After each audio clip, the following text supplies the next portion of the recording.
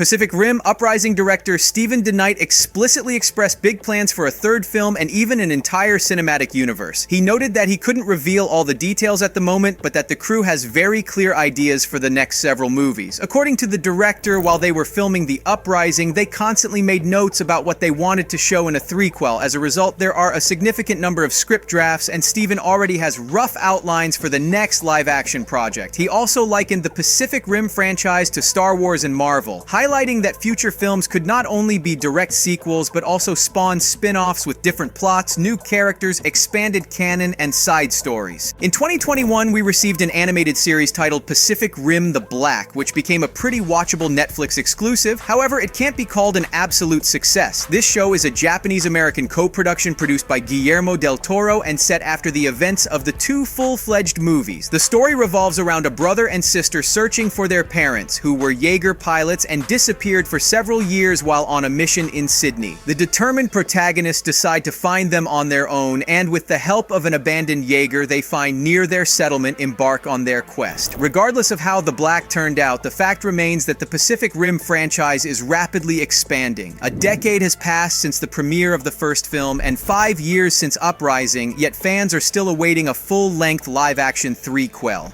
Guillermo del Toro's Pacific Rim franchise may not be a Star Wars or MCU-level titan of cinema, but we've been fans ever since the first film stomped onto screens a decade ago. If you're unfamiliar with the basic concept, they explore in a world menaced by colossal kaiju monsters that emerge from the oceans. Mankind is facing an extinction-level event, though the tide is turned with the development of Jaegers, building-sized giant robots with the weaponry and armor needed to bash the kaiju into submission. In an interesting twist, each Jaeger is driven by two pilots connected by a neural link, and they need to be emotionally synchronized to fight effectively. Guillermo del Toro himself has repeatedly expressed that the franchise won't conclude with the second movie, and he has a multitude of ideas for several future projects. Del Toro also revealed that after the premiere of the first film, he provided Warner Bros. With a ton of preliminary material for an entire cinematic universe, complete with detailed descriptions of Pacific Rim's mythology and the development of numerous plot lines. However, the producers opted for a somewhat different direction, shaping the franchise to be more akin to Transformers and Power Rangers. Nevertheless, despite Uprising being considered a massive disappointment by the original fans, it managed to recoup costs at the box office, which opens up significant possibilities for a third installment. Even after 5 years, discussions about the third Pacific Rim continue, and according to the creator's promises, it will rectify the sequel's mistakes and return the franchise to its former glory. Furthermore, director Stephen DeKnight openly stated that the third Pacific Rim would serve as a transitional movie for a massive crossover with MonsterVerse. It's worth noting that both franchises are distributed by Warner Bros. Pictures, so from a copyright perspective, there's nothing preventing them from creating a movie where Jaegers battle Godzilla and Kong, both at the same production studio with Legendary Pictures, and Gojira owners Toho all decide to play nice with one another. Fans could still be in for a kaiju-sized treat. DeKnight has mentioned that getting these studios to all collaborate on one project would almost certainly be an issue that the project would have to overcome to materialize. The ending of Pacific Rim Uprising set up a plot for a third film that would see the Pan-Pacific Defense Corps bring the fight to the precursors and their kaiju for a chance to put an end to their imminent threat once and for all. As this battle would see the Jaegers traveling to another dimension through the rift to take on the precursors, it also would leave the very obvious door open for the Jaegers to slip through into the MonsterVerse, where the king of the monsters would potentially be waiting for them. At the end of the day, considering the significant departure Stephen DeKnight took with the Pacific Rim franchise in the often criticized Uprising, it might be a good thing that he isn't entrusted with such a substantial franchise crossover. While it's conceivable to envision Guillermo del Toro's world fitting into the same universe, the world introduced in Pacific Rim 2 seems like a complete departure from the grounded, real-world ambiance of the first film and the MonsterVerse. Hopefully we'll see Pacific Rim make a comeback on the big screen in a third live-action movie, and who knows, perhaps even a crossover with Godzilla. Nonetheless, Pacific Rim 3 will remain a standalone movie. Any hint of a crossover with the MonsterVerse will likely be confined to a post-credits scene. The creators have pledged to place a major emphasis on the realism of the proceedings, akin to what was seen in the first part. This primarily concerns the action sequences. Audiences should once again believe that these colossal creatures are genuinely duking it out. This necessitates the corresponding dynamics. I've always had the sense that the first Pacific Rim is vastly underrated. Complaints about the plot and acting are understandable, but this movie offers something different. At a time when the screen was filled with cookie-cutter and sterile films like Transformers, Pacific Rim presented as an atypical blockbuster. The level of attention to detail and the way Guillermo del Toro meticulously brought his vision to life are impressive and captivating. I can say that in Pacific Rim, scenes are far more important than stories. But is that really a problem if this very form keeps you glued to the screen and engaged until the end credits? Even a decade later, Pacific Rim still looks awesome. But in Uprising, not only was Guillermo del Toro's visionary touch lost, but the entire atmosphere of the original film suffered, including its unique design and world-building logic. What used to distinguish each Jaeger based on color, combat style, and design, allowing viewers to infer their origin stories, became monotonous and lackluster. In the original, Ramin Djawadi's theme set the mood and introduced the characters with their unique vibes, but in the second movie, there's trendy hip-hop with EDM elements that primes the audience for mindless action. The sequel not only emerged as uninspired and an empty appendage to the original, but also significantly tarnished the brand's reputation. This contrast is even noticeable when watching the trailers. Hence, Warner Brothers and Legendary have a significant responsibility to deliver a worthy third part without attempting to fit into a flashy setting. Pacific Rim should remain unique and recognizable, as that's what endeared the first movie to the audience. If the creators produce the third film in the same style as Uprising, it's likely to be another flop because any interest it manages to garner from the audience is ultimately due to the original. It's important to acknowledge that the wrong stylistic choices were made and continue the franchise with the same visual elements. That way, Pacific Rim 3 will captivate everyone's interest. I can understand why the producers went for the style they did in Uprising. Their intention was to make it look more dynamic and fun. After all, the industry had already set its own rules and audiences were more inclined to watch brighter films at that time. However, this approach backfired and Pacific Rim lost its distinctive charm. In this video, I often talk about visuals because it's probably the most critical factor for the success of the third movie. Essentially, the plot is not the key aspect of Pacific Rim, as you can see from the first part. It was predictable and somewhat overly epic. Just provide the audience with grand cinematic visuals akin to the first movie, along with a substantial expansion of the universe's lore, and you'll have a recipe for success. Currently, we can see that Steven DeKnight is quite optimistic and ready to continue the franchise. I wish him the best of luck. As for the release date and production start, Pacific Rim 3 has not yet been officially announced by Warner Bros. And Legendary Pictures. However, I believe it's only a matter of time. Studios undoubtedly have plans for the third part, but they just haven't chosen the development path yet. Subscribe.